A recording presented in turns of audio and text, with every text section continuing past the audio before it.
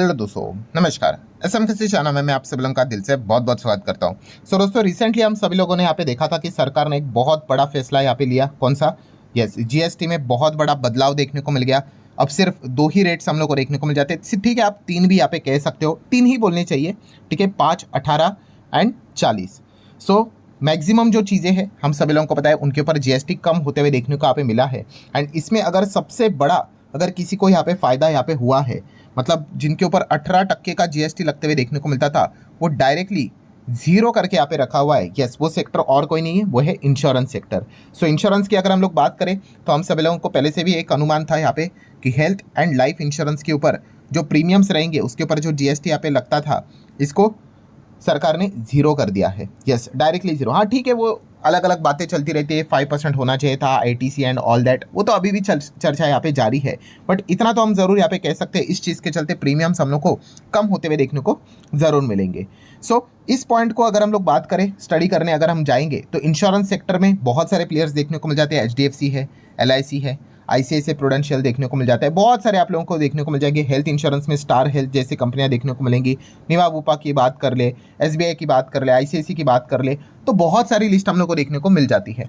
But यहाँ पे अगर हम लोग देखें, मतलब यहाँ पे इतने सारे प्लेयर्स हैं, बट दूसरी जगह पे अगर हम लोग बात कर ले, हम हमेशा बिजनेस को स्टडी करने की कोशिश करते हैं, वहाँ पे आपको एक ही प्लेयर देखने को मिल जाता है। ठीक है, ये जो प्लेयर है इसको आप चाहो तो जरूर स्टडी यहाँ पे कर सकते हो। पूरा वीडियो भाई सिर्फ एजुकेशनल पर्पज से रिलेटेड होता है, हम बिजनेस की बात यहाँ पे करते हैं, आप सभी लोगों को यहाँ पे पता ही है। वो एक प्लेयर कौन सा है दोस्तों? वो है पीबी फिनटेक। यस, पीबी फिनटेक की अगर हम लोग यहाँ पे बात करें, ठीक है, किसी ने जाके कोई भी इंश्योरेंस की पॉलिसी ले ली, फॉर एग्जाम्पल एसबीआई से पॉलिसी ले ली, ठीक है, या फिर किसी ने स्टार हेल्थ से अपनी इंश्योरेंस करवा ली, एचडीएफसी से करवा ली, आईसीआईसीआई कर ली, या फिर एलआईसी से यहाँ पे कर ली। बट अगर वो यहाँ पे पीबी फिनटेक के प्लेटफॉर्म के थ्रू अगर उन्होंने कर लिया, तो भाई इनको किसी से कर लिया उससे कोई फ़र्क ज़्यादा यहाँ पे नहीं पड़ता है। इनको अल्टीमेटली यही फ़ायदा यहाँ पे होता है, आप किसी से भी करवाओ बट हमारे प्लेटफॉर्म से यहाँ पे करवाओ। एंड आपको पता है, इनके बड़े बड़े हम लोग को प्लेटफॉर्म देखने को मिल जाते हैं। इनकी जो फ्लैगशिप जो ब्रांड है, पॉलिसी बाजार की बात कर ले, ठीक है, देन पैसा बाजार भी आप सभी लोगों को यहाँ पे पता ही है। इंश्योरेंस से ही जुड़ा हुआ हम लोग को काम करते हुए देखने को यहाँ पे मिल जाते हैं। मतलब आप ऐसा भी यहाँ पे कह सकते हो कि अल्टीमेटली ये कंपनी मतलब क्या काम करती है, मतलब रिटेल टाइप का ही काम है इनका। ठीक है, इनका खुद का कोई भी भाई पॉलिसी नहीं होता है। ठीक है, अगर आपको ऐसा लगता है कि पीबी फिनटेक पॉलिसी बाजार ये कोई अपना खुद का पॉलिसी बेचता है, नहीं नहीं भाई, ये बाकी के जितने भी प्लेयर्स हैं उनके पॉलिसीज इनके दुकान में आप लोगों को देखने को मिलेंगे। ठीक है, तो इनके पास ये प्लेटफॉर्म है, आप इन प्लेटफॉर्म के ऊपर जाके क्या कर सकते हो, सारे पॉलिसीज को कंपेयर कर सकते हो, और जो आपको बेस्ट लगता है वो आप अपना पॉलिसी अगर खरीद लोगे तो इनको तो मिल जाता है भाई उसका कमीशन। इसी के हिसाब से कंपनी की अर्निंग चलती है। एंड इसमें भी आप देख सकते हो दोस्तों, डिजिटल इंश्योरेंस में इनका मार्केट शेयर देखिए 93% है, कोई है भी नहीं इनके आसपास। ठीक है, अगर आपको लगता है कि इंश्योरेंस सेक्टर बहुत अच्छा कर सकता है एंड हर कोई चीज़ डिजिटल ही हो रही है, आप सभी लोगों को पता है, तो ये कंपनी आप चाहो तो स्टडी कर सकते हो। बट आपको लगता है नहीं नहीं सर, ये इंश्योरेंस सेक्टर कोई इतना खास लगता तो है नहीं, तो फिर आप चाहो तो चीज़ों को इग्नोर कर सकते हैं। बट जिनको स्टडी करना है फिर वो इस कंपनी को स्टडी यहाँ पे कर सकते हैं, बिकॉज जैसे मैंने आपको बताया कि इंश्योरेंस ब्रोकिंग से इनका 88% रेवेन्यू जनरेट होता है। एंड बाकी अगर बात करें क्रेडिट लोन ब्रोकिंग, ठीक है, उसमें आपको और भी अलग अलग चीज़ें जो रहती है, रिन्यूअल 7.5% का बिजनेस वहाँ से आते हुए देखने को मिल जाता है। मतलब इन शॉर्ट कहने का मेन मुद्दा यहाँ पे क्या है कि इंश्योरेंस सेक्टर को अगर आप यहाँ पे लगता है आपको कि यहाँ पे ये सेक्टर अच्छा कर सकता है, ठीक है, तो इसमें पीबी फिनटेक पॉलिसी बाजार इस कंपनी को आप जरूर चाहो तो स्टडी कर सकते हो। देन अगर हम लोग बात करें इसी कंपनी का बैलेंस शीट, इसको भी स्टडी करना इंपॉर्टेंट बात रहता है। तो consolidated balance sheet 5,300 crore, reserves बढ़ के 5,700 करोड़ से बढ़ के 6,340 करोड़ तक पहुंच गए। ठीक है, रिजर्व्स क्या होते हैं ये ऑलरेडी मैं आपको यहाँ पे बता चुका हूँ। ठीक है, आप ऐसा ही समझ लो भाई कि आपके सेविंग्स कैसे होते हैं। ठीक है, और ये तो कंपलसरी आपको कुछ चीज़ें यहाँ पे ट्रांसफर ही करनी पड़ती है। ठीक है, रिजर्व्स यहाँ पे बढ़ रहे हैं, मतलब ये कंपनी का प्रॉफिट भी अच्छा हो रहा है, आप ऐसा एक अनुमान यहाँ पे लगा सकते हो, जो कि हम लोग पीएनएल से देख ही लेंगे। देन हम क्या चेक कर सकते हैं, कर्जे को देख लेते हैं। ठीक है, लॉन्ग टर्म बोरिंग एलटीबी, तो आप देख सकते हैं जीरो। जितने भी ये टेक्नोलॉजी वाली कंपनी होती है ना, उनके पास ये सबसे बड़ा एडवांटेज होता है। ठीक है, इनके पास मतलब कोई कैपेक्स विपेक्स मतलब क्या करना है, सीमेंट स्टील रेती का थोड़ी ना काम करते कि बहुत बड़ा कुछ तो पैसा लगाना पड़ेगा। नहीं, एक सॉफ्टवेयर होता है, एक कुछ चीज़ें अपडेट करनी होती है, एक लैपटॉप से भी ये बहुत सारी चीज़ें कर सकते हैं, पावरफुल नेटवर्क सर्वर से बहुत सारी चीज़ें कर सकते हैं। इसलिए मैक्सिमम आप आईटी कंपनियां देख लो, ठीक है, टेक्नोलॉजी वाली कंपनियां देख लो, वहाँ पे आपको कर्जे देखने को ही नहीं मिलते हैं, और अगर होंगे तो वो भी पान थूकने के बराबर, मतलब ना के बराबर, आप ऐसा भी यहाँ पे कह सकते हो। देन अगर हम लोग यहाँ पे बात कर ले शॉर्ट टर्म कर्जा कितना है, जीरो। ज़रूरत ही नहीं है। ठीक है, तो नो डाउट मैं इसके पहले भी ये चीज़ आप लोगों को सिखा चुका हूँ कि डेप्ट जीरो होना ये अच्छी बात है, बट इसका अर्थ ये नहीं कि भाई कोई भी स्टॉक हम हमारे पोर्टफोलियो में भर दे। अगर डेप्ट जीरो वाली कंपनी में आपको दिखा दूँ तो आपको 100 200 300 कंपनियां मिल जाएंगी। ठीक है, सो अगेन कह रहा हूँ ये एक एडवांटेज वाला पॉइंट है। हाँ, ये ज़रूर आप इस चीज़ को कंसिडर कर सकते हो, अच्छी बात है भाई। कर्जा नहीं है तो एक्सटर्नल कोई प्रेशर नहीं आएगा अगर कोई कंपनी टफ सिचुएशन से जाती है तो। Then cash and cash equivalent की बात करें, कितना है भाई कंपनी के पास 793 करोड़ का कैश एंड कैश इक्विवेलेंट हम लोग को देखने को यहाँ पे मिल रहा है। मतलब ओवरऑल अगर हम लोग बैलेंस शीट की बात करें तो एक डिसेंट बैलेंस शीट देखने को मिल रही है। देन अगर हम लोग बात करें कंपनी का PNL, yes profit and loss की अगर हम लोग यहाँ पे बात कर ले, और मैं साल के प्रॉफिट की यहाँ पे बात कर रहा हूँ 15 से, अगर आप यहाँ पे डेटा को देखोगे तो यहाँ पे ठीक रहेगा।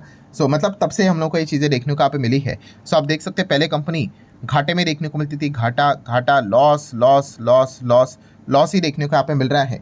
एंड ये वाला जो पीरियड है यहाँ पे जाके, मतलब हम कह सकते हैं 2024 ये जो साल है वहाँ पे जाके कंपनी को सालाना पहली बार प्रॉफिट होते हुए देखने को यहाँ पे मिला है। फिर उसके बाद अगले साल तो और प्रॉफिट, एंड उसका अगर बाकी का जो साल की अगर बात करें एस्टिमेशन के हिसाब से वो भी प्रॉफिट में ही रह सकता है। ये चीज़ें देखने को मिले। तो ये कैसा था, ये स्टार्टअप टाइप की कंपनी थी, नई कंपनी थी, तो इनका अल्टीमेट जो इनिशियल स्टेज पे जो फोकस होता है वो किस पे होता है? यस बिल्कुल सही जवाब, रेवेन्यू के ऊपर। तो आप देख सकते कंपनी ने पहले रेवेन्यू बढ़ा दिए।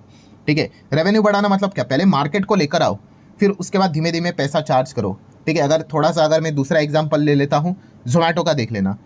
पहले क्या किया, ज़बरदस्त पैसा यहाँ पे बिजनेस में डालना, जलाना स्टार्ट किया, लिटरली पैसा जला रहे थे कि क्यों, मार्केट कैप्चर करो। हर किसी के हमारे मतलब जो फ़ोन रहता है उसमें फूड डिलीवरी ऐप हमारा जोमेटो का होना ही चाहिए। तो इससे क्या हो गया, तो यहाँ पे लोगों को खाना मंगवाने की आदत यहाँ पे लग गई। एंड तभी तो मतलब आप कितना मतलब एकदम कम दाम में खाना मंगवा सकते थे। ठीक है, एकदम मतलब 10-10 किलोमीटर तक आप खाना मंगवा सकते थे। अभी रिस्ट्रिक्शन डाल दिया, आपने देखा ही होगा कि 4 किलोमीटर 6 किलोमीटर 7 किलोमीटर के हिसाब से फ्री रहेगा अगर आप मेंबरशिप लेते हो तो, वरना आपको चार्जेस यहाँ पे लगेंगे। फिर उसके बाद क्या किया, प्लेटफॉर्म फ़ी पहले 2 थी, फिर 4 कर दी, फिर 6 कर दी, 10 कर दी, अभी 12, फिर 12.5 लगातार बढ़ा दिया। मतलब इससे होता क्या है दोस्तों, एक बार आपने रेवेन्यू जनरेट किया, मार्केट कैप्चर किया, फिर उसके बाद आप कंपनी को प्रॉफिट में ला सकते हो, फिर लोगों को वो आदत लगती है। ठीक है, ये चीज़ें यहाँ पे हम लोग को हर किसी बिजनेस में देखने को मिल जाती है। इसलिए मैं कहता हूँ कि इसका अर्थ ये नहीं, इसके पहले भी हम लोग पीबी फिनटेक को स्टडी करते थे। काफ़ी लोग कहते थे अरे सर ये तो पूरी बर्बाद कंपनी, घाटे में कंपनी है। अरे भाई ऐसा नहीं होता है, वो घाटे से वो प्रॉफिट में आ सकती है, उसके लिए कोशिश चल रही है। आप देख लेना ये स्टार्टअप टाइप की कंपनी। और आज अगर हम लोग यहाँ पे चेक करेंगे पिछले 3 साल का data, so net profit company का लगभग 500 करोड़ का घाटा होता था, वो 64 करोड़ के प्रॉफिट से 350 करोड़ का प्रॉफिट, एंड अभी एस्टिमेशन के हिसाब से 378 तक भी जा सकता है। सो ये धंधे को समझो दोस्तों। ठीक है, घाटा है मतलब ये नहीं कि कंपनी खराब हो गई, आप उसके बिजनेस के नेचर को समझो। ठीक है, कि क्या वो बड़ा मार्केट शेयर कैप्चर करने के लिए क्या यहाँ पे पैसा खर्च कर रहा है, क्या स्टार्टअप टाइप की कंपनी है। तो उनकी स्टडी जो होती है वो थोड़ी सी डिफरेंट एंगल से हम लोग को उसको रीड करना पड़ता है, हर किसी को सेम एंगल से नहीं पढ़ सकते। शेयर होल्डिंग पैटर्न की बात करें तो ये भी company professionally well manage company. What does it mean, यहाँ पे कोई आपको प्रमोटर देखने को नहीं मिलेगा। सो आप देख सकते हो FIS 46 to 47% के आसपास, DS 23-24% के आसपास, एंड देन पब्लिक 29 के आसपास। ठीक है, देन अदर सेगमेंट जो रहता है वो नॉर्मल। मतलब हम कह सकते हैं इंस्टीट्यूशंस को अगर हम लोग टोटल करें तो 4 और 2 6, और 6 और 3 9, मतलब मोटा मोटी आप चलो 70% ही पकड़ लो। 70% के आसपास जो स्टेक है वो इंस्टीट्यूशंस के पास देखने को यहाँ पे मिल रहा है। ठीक है, सो ये पॉइंट को भी आप नोट कर सकते हो। ऑब्वियसली अभी यहाँ पे प्रमोटर तो यहाँ पे है नहीं, तो प्लेजिंग चेक करने का कोई सेंस यहाँ पे बनता है नहीं। देन पिछले वीडियो में भी हम लोगों ने एक ऐसी प्रकार की एक कंपनी यहाँ पे देखी थी, तो किसी ने भी ये सवाल यहाँ पे पूछा था। ऑब्वियसली मैं कमेंट रीड करता हूँ, सेंसिबल कमेंट्स को रीड करता हूँ कि सर तो फिर प्रमोटर नहीं तो कंपनी चलाता कौन है। तो दोस्तों जरूरी नहीं है कि कंपनी को प्रमोटर यहाँ पे चलाते, कंपनी को एक्चुअल में चलाने का काम मैनेजमेंट का होता है, इसीलिए तो उनको पैसे दी जाती है, फीस दी जाती है, तो मैनेजमेंट चलाती है कंपनी को। ठीक है, इसलिए तो इन कंपनीज को क्या बोला जाता है, प्रोफेशनली वेल मैनेजमेंट मतलब मैनेज्ड कंपनी। ठीक है, तो मैनेजमेंट चलाती है कंपनी। आप सभी लोगों को ये पॉइंट पता होना चाहिए। हाँ, कुछ कंपनीज में प्रमोटर ही मैनेजमेंट में हम लोग को देखने को यहाँ पे मिल जाते हैं। अब उसके एडवांटेज भी रहते हैं, कुछ डिसएडवांटेज भी रहते हैं। ठीक है, सो ये पॉइंट को भी आप क्या कर सकते हैं, नोट करके यहाँ पे चल सकते हो। सो ठीक है दोस्तों, जितने भी इंपॉर्टेंट यहाँ पे पॉइंट्स थे वो सारे कवर कर ले। अगेन कह रहा हूँ ये वीडियो सिर्फ इन्फॉर्मेशन के लिए था, एजुकेशनल पर्पज से रिलेटेड था। हम बिजनेस की बात यहाँ पे कर रहे थे, तो डिस्क्लेमर लेकर चलना। तो आशा करता हूँ वीडियो हेल्पफुल लगा होगा, तो आप चाहो तो like as well as share भी यहाँ पे कर सकते हो। अब मिलते हैं नेक्स्ट वीडियो में, तब तक के लिए बाय बाय।